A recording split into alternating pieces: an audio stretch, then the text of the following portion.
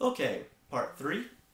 And we start part 3 with the high point of the night, which was Jack Swagger versus Evan Bourne in a Beat the Clock challenge match. This was a good match, this was a well booked match, this was very unusual for Raw.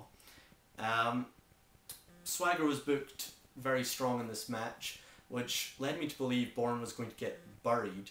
How wrong could I be?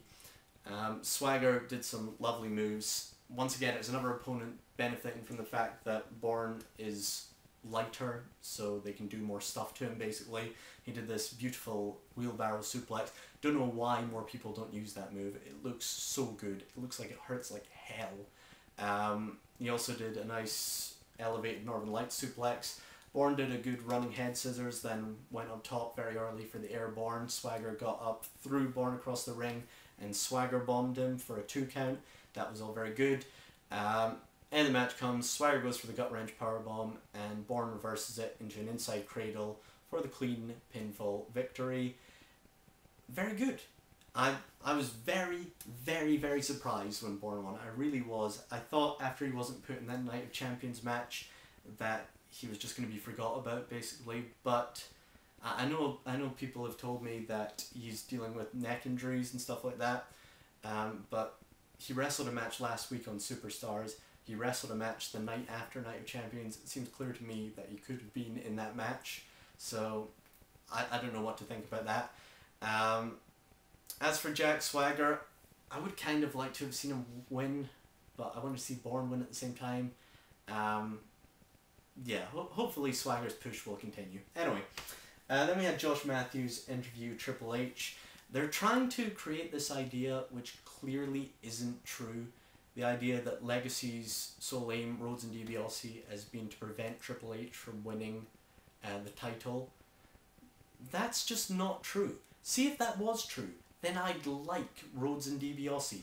As I don't like Rhodes and DiBiase, we can assume that hasn't been the case. But Triple H is playing up this idea, which hopefully means they're going to have a handicap match at SummerSlam or something like that. So Triple H says he's no longer going after Randy Orton. He's going after the tail of the dog, because when you cut off a dog's tail, it dies. Does it? That doesn't sound like science to me. And then he challenges Rhodes and DiBiase to a handicap match next week. Then we have John Cena versus The Miz in the last Beat the Clock challenge match.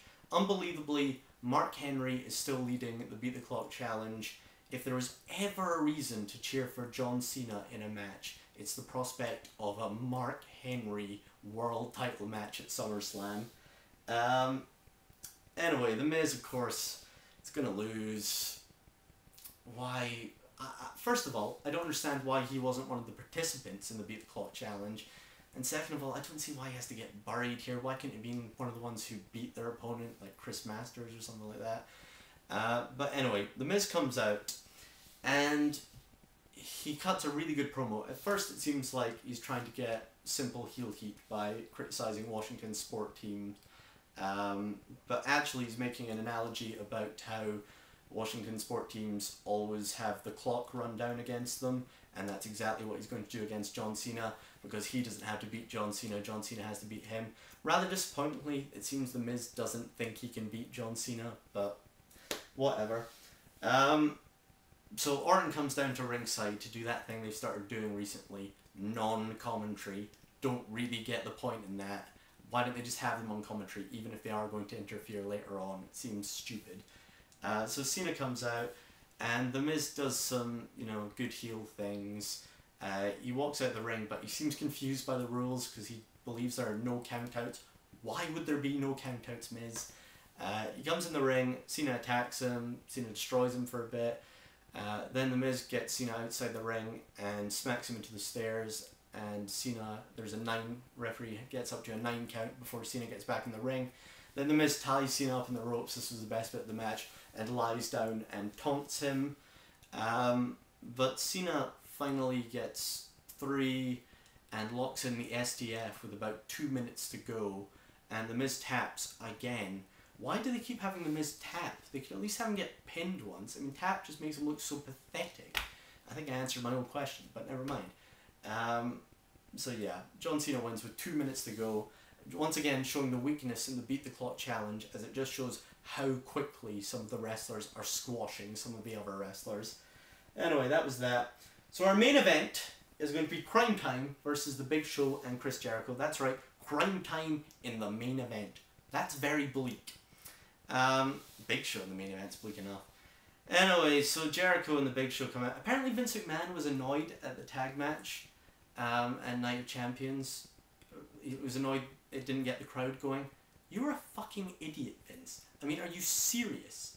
Like, 4 heels in a match. You thought that'd get the crowd going. The Big Show is the mystery surprise. You thought that'd get the crowd going.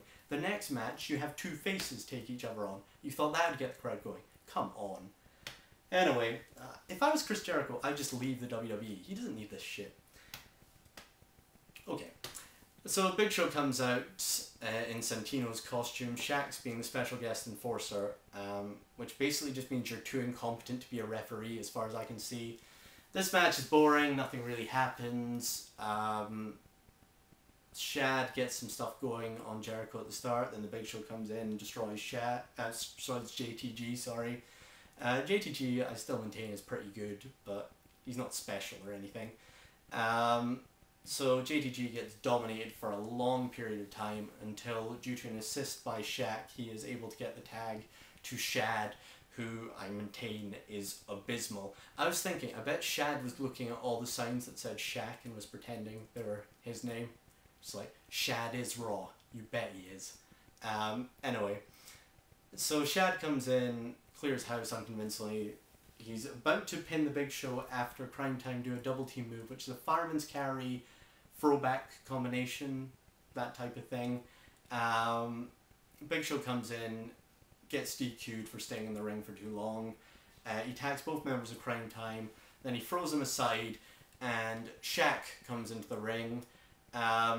Once again, 2 tall guys standing next to each other. Wow. They choke each other in the most boring way imaginable, as the commentators make it totally clear that nothing could possibly happen because Shaq is still, you know, a contracted basketball player. So Crime Time come in, break up the Big Show's choke, and Shaq clotheslines the Big Show. And the Big Show goes out of the ring while Michael Cole says, "Boom shakalaka." And Jerry the King Lawler says, "It looks like Big Show's been hit by a truck, but it's not a truck, it's Shaq. Can you guys hear yourself talking?" But yeah, that's the end of Raw. And Shaq chases Big Show and Jericho backstage, who for some reason are scared. So yeah, it was pretty horrible, wasn't it, really? I mean, if you run through it, it was pretty abysmal. It was an improvement, that's saying nothing. Anyway, please tell me what you... I've rambled for long enough, so please tell me what you think about Raw. Please comment, please rate, and subscribe if you wish. Okay, bye.